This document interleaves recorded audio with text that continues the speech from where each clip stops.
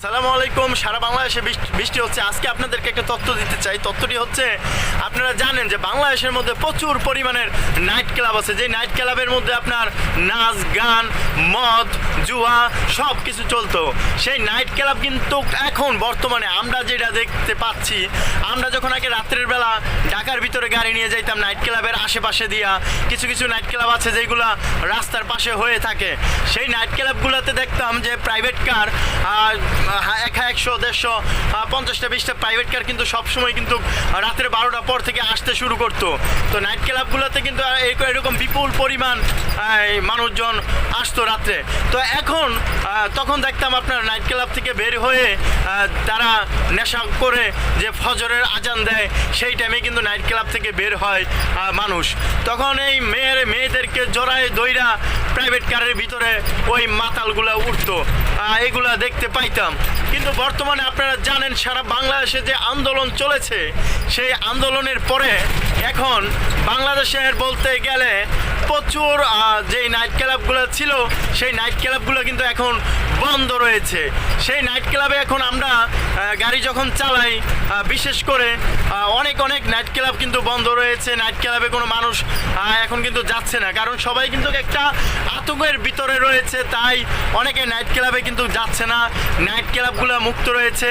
আমি মনে করি এতে করে বাংলাদেশ যে জিনার দিকে যাচ্ছিল, বাংলাদেশে যে গুণাগুলা হচ্ছিল, সেই গুণার থেকে বাংলাদেশের মানুষ এবং বাংলাদেশ অনেক নিরাপদ বর্তমানে আছে এই আন্দোলনের পরে। জানি না আবার কোনো নতুন সরকার এসে আবার সেগুলা চালু হয় কি না, হয়তো বা হতেও পারে। তো আপনারা জানেন না, যারা গ্রামে বসবাস করেন বা শহরে বসবাস করেন, তারা শহরের মানুষগুলা কিছুটা জানে, গ্রামের মানুষগুলা জানে না। এমন পরিস্থিতি যে নাইট ক্লাবের ভিতরে এমন কিছু ঘটে যেগুলা কিছুটা অনুভব করা যায় নাইট ক্লাবের মানুষগুলা যখন বাহিরে বের হয়। অবাক করা বিষয় হচ্ছে, এই নাইট ক্লাবের ভিতরে লক্ষ লক্ষ টাকা দৈনিক এই মেয়ে মানুষের পিছনে, এই মদের পিছনে, জুয়ার পিছনে নষ্ট করা হতো। সেই নাইট ক্লাবগুলা এখন বন্ধ।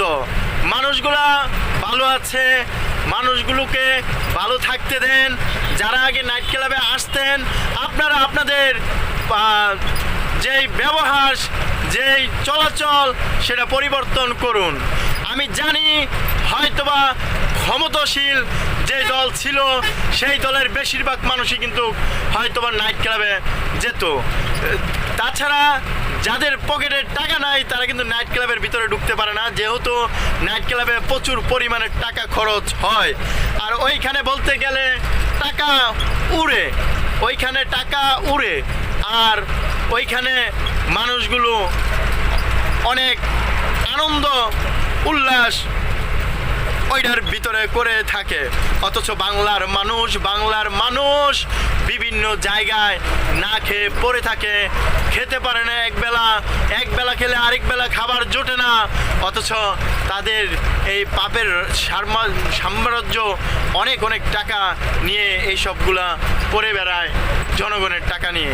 আমি বলবো, বাংলাদেশের নতুন কেউ যদি আসেন, বাংলাদেশে যেন এই অশ্লীলতা না চলে, সেই লক্ষ্যে যেন আমাদের নতুন যেই সরকার আসবে, আমরা যাকে নির্বাচিত করে নিয়ে আসব, আপনার কাছে আকুল আবেদন, বাংলার বুকে যেন একটি ইসলামিক শাসন ব্যবস্থা কিছুটা হলেও চালু করা যায়, সেই যেন আপনাদের লক্ষ্য থাকে। আজকে এই পর্যন্ত। সবাই ভালো থাকবেন। আমার চ্যানেলটিকে যদি ভালো লাগে সাবস্ক্রাইব করে দিবেন। আমি চেষ্টা করব আপনাদেরকে নতুন তথ্য দেওয়ার জন্য, যদিও সময়ের অভাবে অনেক কথা বলতে পারি না। সেই পর্যন্ত ভালো থাকবেন। আসসালামু আলাইকুম ওয়া রাহমাতুল্লাহি ওয়া বারাকাতুহু। বর্তমানে আমি আছি গাজীপুরে।